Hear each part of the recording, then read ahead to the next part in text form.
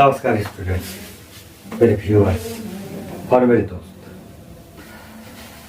आज का जो क्लास होगा वो SOF-IMO 2023 पर बेस्ड है।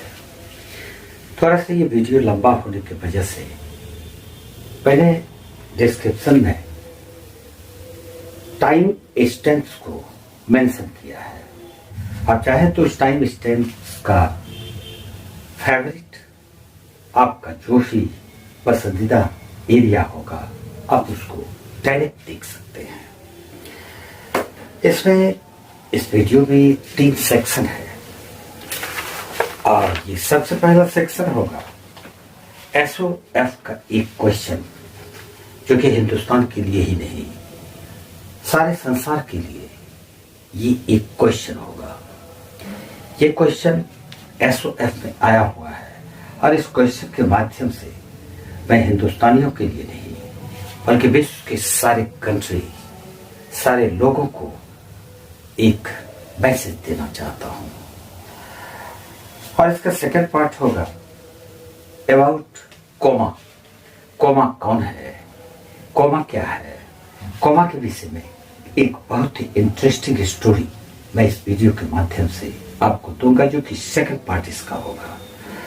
और इसका थर्ड पार्ट होगा very important questions of IMO 2023। इस क्वेश्चन को प्रिपेयर करने में मुझे 5 घंटे लगे हैं और ये क्वेश्चन काफी मशक्कत के बाद मैंने तैयार किया है। तो इस प्रकार से इस वीडियो में 3 सेक्शन है। आप इस तीनों सेक्शन को जिस को भी आप लाइक करते हैं टाइम स्टैम्प का इस्तेमाल करके आप उसको देख सकते हैं। SOF का ये क्वेश्चन एक मैसेज होगा पूरे हिंदुस्तान के लिए और पूरी दुनिया के लिए। हम लोग आज देखते हैं कि लोग अपने घर की सफाई तो करते हैं, लेकिन घर के बाहर अपने पड़ोस के आगे गंदगी को डाल देते हैं। अपने घर के गंदगी को अपने पड़ोस के घर के बगल में डाल देते हैं। आपने भी देखा होगा। ऐसा करके वो सोचते हैं कि हम अपने घर को तो साफ रख रहे हैं, लेकिन उन्हें ये पता नहीं कि अगर आपका पड़ोस गंदा है तो उस गंदगी से जो बीमारी पैदा होगी उससे आप भी बच नहीं सकेंगे। इसलिए हमारा धर्म है, हमारा फर्ज है और हमारा कर्तव्य है कि हम अपने घर को तो साफ रखें ही, पड़ोस को भी साफ रखने का प्रयास करें। इसी पर बेस्ड ये क्वेश्चन है जो कि IMO में आया हुआ है। ये क्वेश्चन है, इसे ध्यान से सुनिए। A farmer who regularly won prizes for best crop output explain the reason for his success। एक फार्मर को हमेशा अच्छे क्रॉप के लिए प्राइज मिला करता था, तो उसके सक्सेस का रीजन क्या था, उन्होंने इसको एक्सप्लेन किया। I share my best seeds with my neighbour farmers. एक तो मैं सबसे अच्छा सीड्स इस्तेमाल करता हूं क्रॉप प्रोडक्शन के लिए, लेकिन जो सबसे अच्छा सीड होता है वो मैं अपने नेबर को, अपने पड़ोसी को दे देता हूं कि लो तुम भी ये सीड यूज करो। Why did he do this? वो ऐसा क्यों करेगा? फार्मर बेवकूफ नहीं था। एक बेवकूफ इंसान ही अपने घर को तो साफ रखेंगे लेकिन पड़ोस को गंदा करेंगे। Why did he do this? उसने ऐसा क्यों किया? इसमें 4 ऑप्शन है। Option number 1, he did not want his neighbor to be jealous। वो नहीं चाहता था कि उसका पड़ोसी उससे ईर्ष्या करे। ये आंसर नहीं है। He really liked his neighbors। वो अपने पड़ोसी से प्यार करता है। हर इंसान अपने पड़ोसी से शायद प्यार करता होगा। और थर्ड में है this ensured better pollination for his crops. इस पर डिस्कस बाद में करेंगे। और फोर्थ है he is a generous person, he likes to share. वो दिल का उदार आदमी था और वो शेयर करना अपना धर्म समझता था। ये भी सही नहीं होना चाहिए मेरे ख्याल से। इसका सही आंसर होगा this ensured better pollination for his crops. अब देखिए, अगर वो अपने अपने पड़ोसी को अच्छा सीड्स देगा तो वो अपने फील्ड में जो क्रॉप्स उपजाएगा उससे जो पॉलिनेशन होगा, उसमें जो फल आएंगे, जो फ्लावर आएंगे और उससे जो पॉलिनेशन होगा, यानी उससे जो सीड्स टूटेंगे, जो फल और जो फ्रूट और जो फ्लावर्स टूटेंगे, वो उसी के फील्ड में गिरेगा। इससे उसको फायदा ये होगा कि उसके फील्ड में भी अच्छे क्रॉप्स होंगे। और यही रीजन था जो कि उसने अपने पड़ोस को अच्छा सीड शेयर किया, जिसके वजह से वो अपने फील्ड में तो अच्छा सीड बोता ही था और उसके पड़ोस में चारों तरफ जब अच्छे सीड्स का पॉलिनेशन उसके फील्ड में होने लगा तो उसकी पैदावार, उसके क्रॉप्स का जो प्रोडक्शन था वो 5 और 6 टाइम्स हो गया। इसलिए मेरे दोस्त, मेरे भाई, अपने घर को साफ रखिए और अपने पड़ोस को भी साफ रखिए। This is a message for whole country, for whole India and for the world. और इस वीडियो का जो सेकंड पार्ट है काफी इंटरेस्टिंग है, क्योंकि इस पार्ट में हम लोग कोमा पर डिस्कस करेंगे। कोमा हम लोग इंग्लिश में, हिंदी में, मैथमेटिक्स में हर जगह इस्तेमाल करते हैं। कोमा अगर आप नहीं देंगे तो फिर सेंटेंस का मीनिंग ही नहीं निकलेगा। लेकिन ये कोमा वो कोमा नहीं है। कोमा मेरा एक बहुत ही प्यारा स्टूडेंट है जो कि मेरे होम टाउन का ही है और ये क्वेश्चन उसी का डिमांडेड क्वेश्चन है।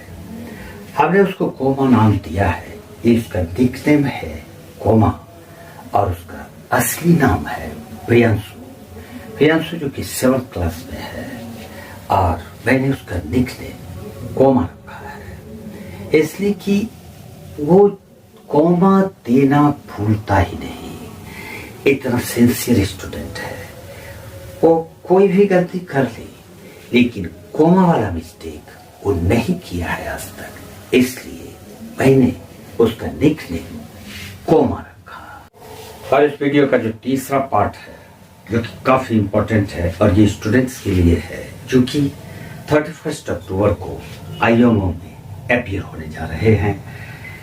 मैंने ये क्वेश्चन का सेट काफी मेहनत से तैयार किया है और मुझे पूरा यकीन है कि इस सेट से आप स्टूडेंट्स को जरूर मदद मिलेगी। एक सेट और मैंने तैयार किया है, उसको 5 दिन के बाद मैं पब्लिश करूंगा। इसका क्वेश्चन नंबर 1, इस क्वेश्चन को ध्यान से सुनो और गौर से देखो और इसके सॉल्यूशन पर निगाह डालो।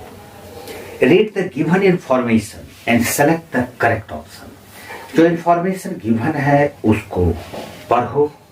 मैं पढ़ रहा हूं, आप भी पढ़ेंगे, मैं लिख रहा हूं और जो करेक्ट ऑप्शन है उसको चुनिए। इसमें 2 स्टेटमेंट है। Statement 1, if 4 quantities A, B, C and D are such that the ratio is to B,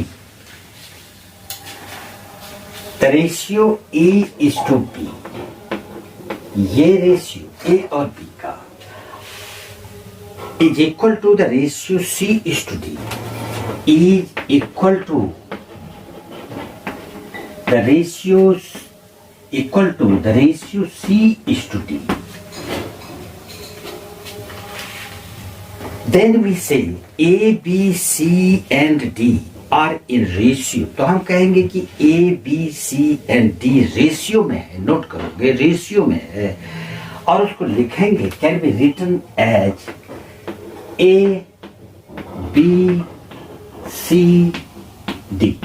ये जो स्टेटमेंट है इसको हम इस तरह से लिखेंगे और इसको रेशियो पाएंगे। ये स्टेटमेंट 1 है।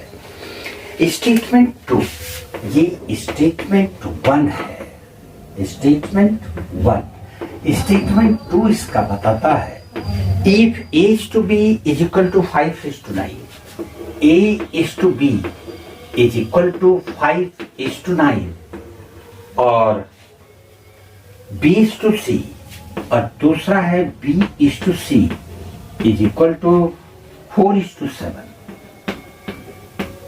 4:7, then A is to B। तो हमको फाइंड करना है A is to B is to C is equal to A is to B is to C is equal to 20 is to 36 is to 63।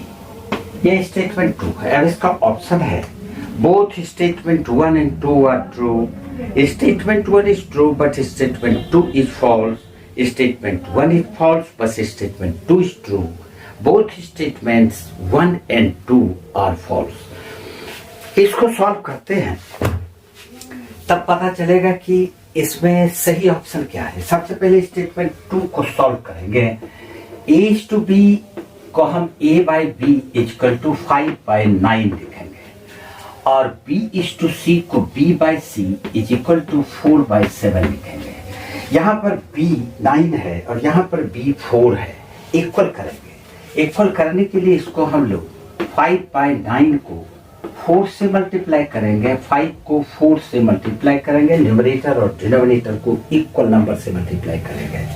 तो ये आ जाएगा 20/36 और फिर यहाँ पर 4 है तो इसको 9 से मल्टीप्लाई करेंगे। 4/7 is equal to 9 into 9 into 9 is equal to 36/63।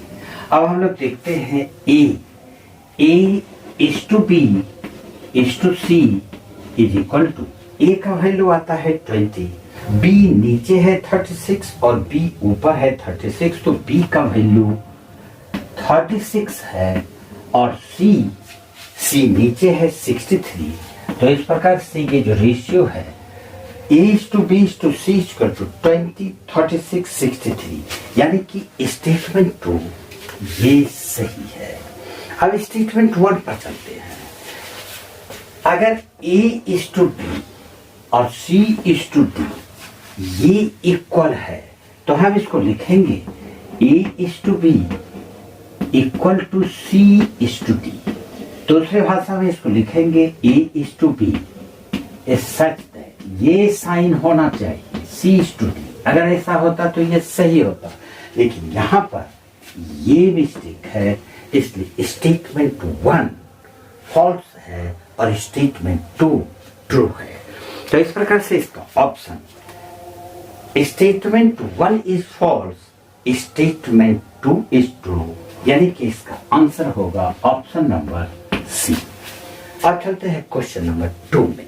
Question number 2, ABCD एक रेक्टेंगल है। A, B, C और D ये एक रेक्टेंगल है जिसमें कि 1 2 3 4 सेक्शंस बना हुआ है। इसमें गिवन है R is thrice the size of B and half the size of S. Q is thrice the size of B. What is the fraction of the whole as the sum of Q and S? ये तो question है हमारा, relations भी दिए हुए हैं। ऐसे question को सॉल्व करने में स्टूडेंट गलती करते हैं। अब यहाँ पर हम लोग किसी का एरिया दिया हुआ नहीं है लेकिन रिलेशन है, तो हम मान लेते हैं कि एरिया ऑफ बी ये x है। तो जब एरिया ऑफ बी x है तो क्वेश्चन के मुताबिक r is thrice of the size of B, यानी कि r का एरिया हो जाएगा thrice of B, that is 3x unit, जो भी मानो सेंटीमीटर स्क्वायर, मीटर स्क्वायर जो भी है।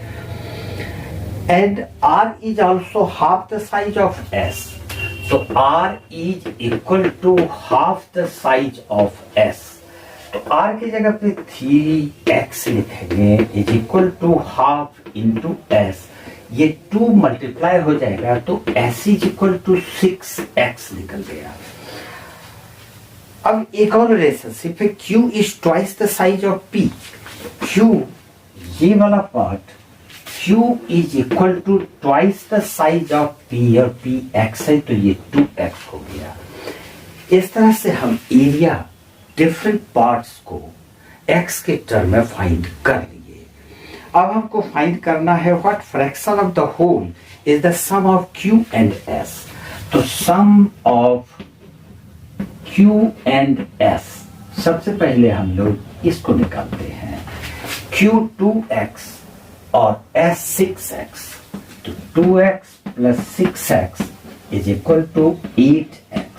अब हमको रेशियो फाइंड करना है तो ratio is equal to 8x और डिवाइड होल। अब ये होल कितना होगा तो इसको x माने, q 2x है और फिर r हमारा निकला है 3x तो ये 3x हुआ।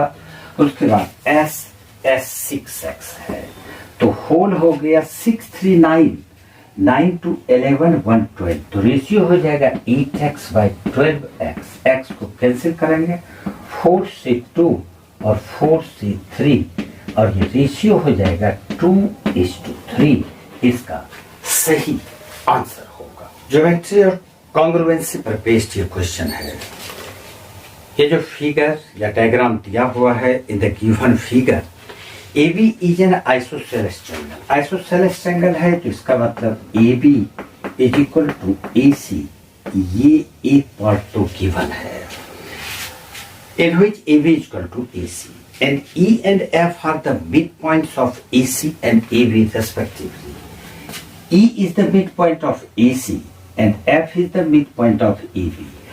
अब ये दोनों मिड पॉइंट्स है। मिड पॉइंट्स का मतलब ये E जिस पॉइंट पर मिलता है तो ये दोनों इक्वल हो जाएगा, फिर ये F मिड पॉइंट है तो ये इक्वल हो जाएगा।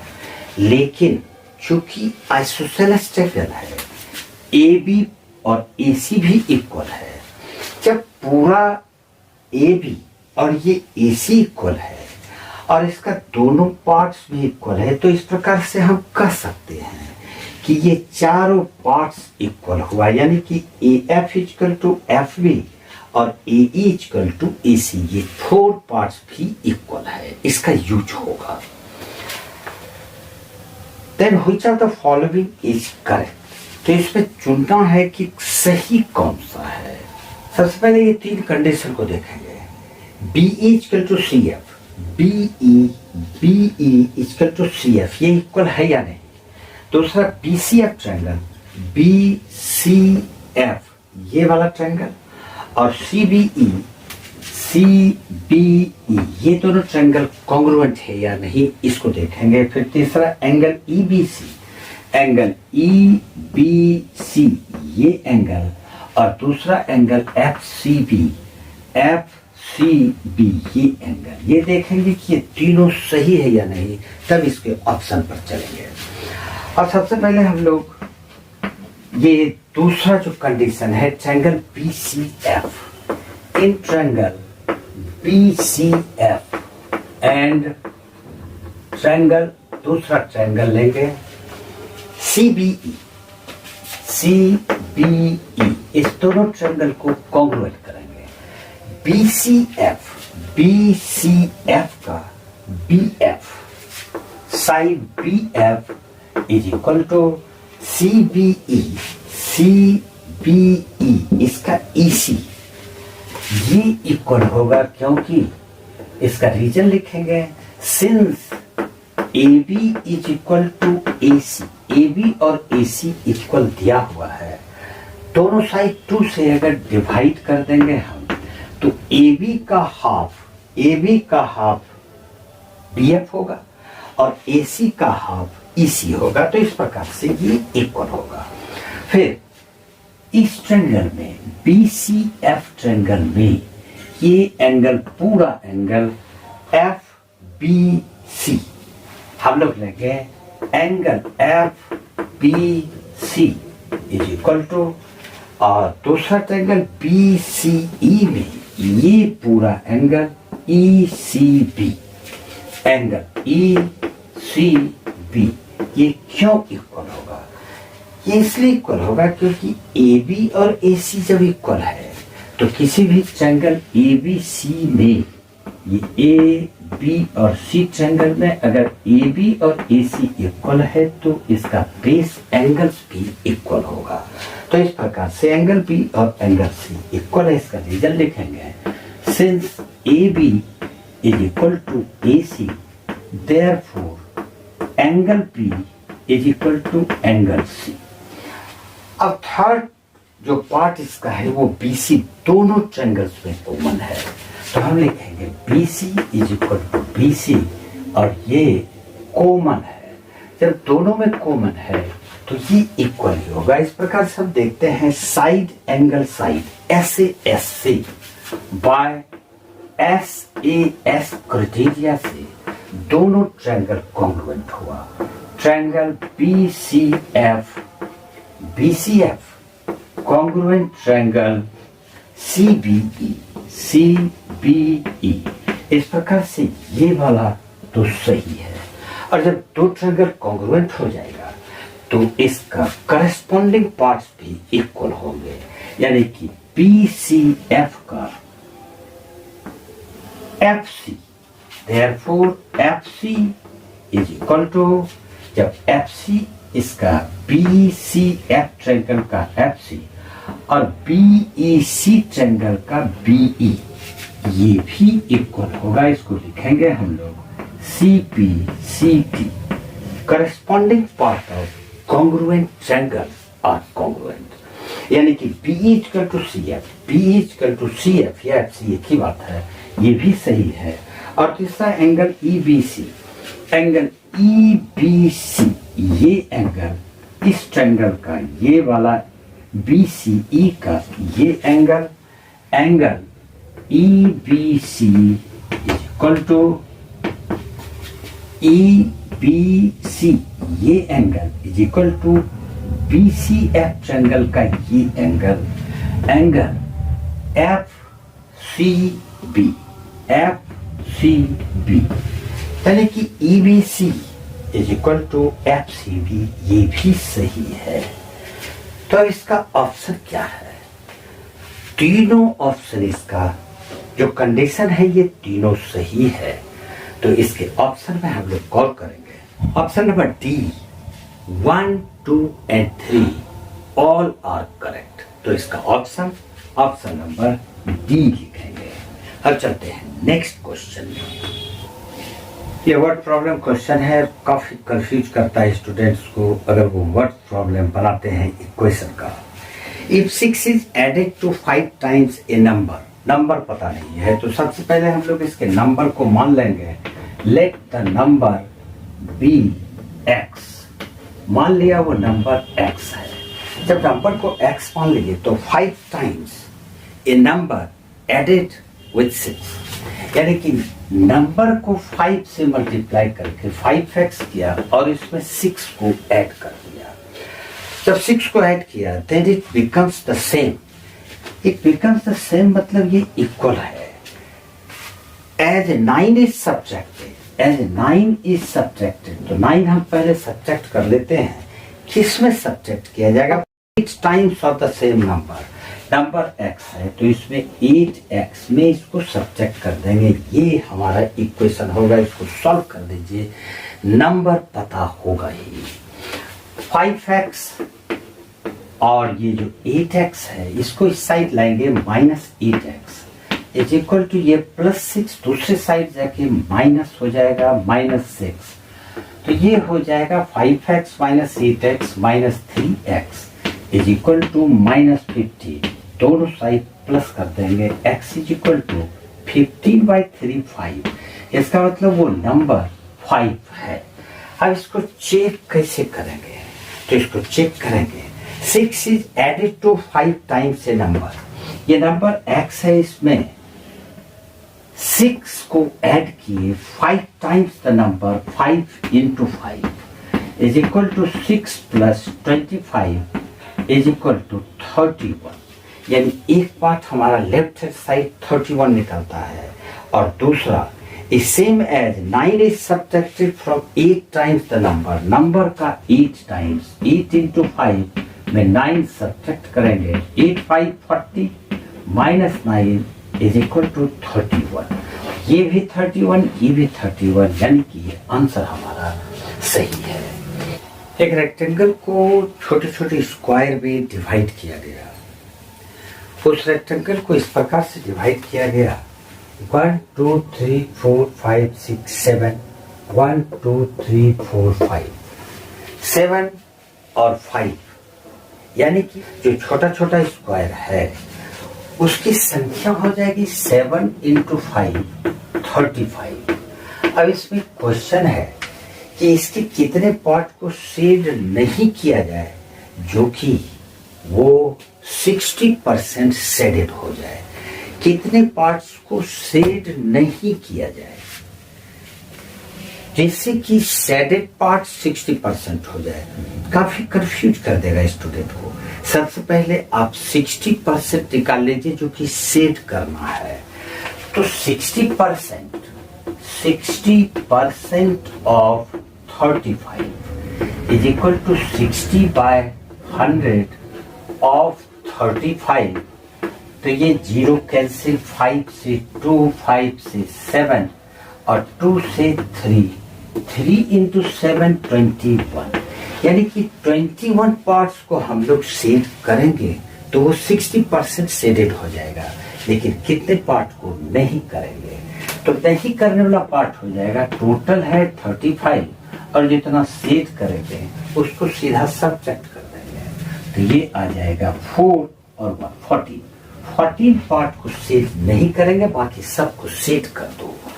1 2 3 4 5 5 5 10 10 11 12 13 14 और बाकी ये सारे पार्ट को आप इस तरह से शेड कर देंगे तो ये हमारा 60% शेडेड पार्ट होगा। एक सेट और है जिसमें कि और ज्यादा क्वेश्चंस हैं। जितने भी आईएमए को स्टूडेंट्स हैं मैं उनको जरूर एक सलाह दूंगा कि आप उस सेट को भी अच्छी तरह से देखिए और प्रिपेयर कीजिए। इस तरह के क्वेश्चन ही आएंगे, आपको ये जरूर हेल्प करेगा।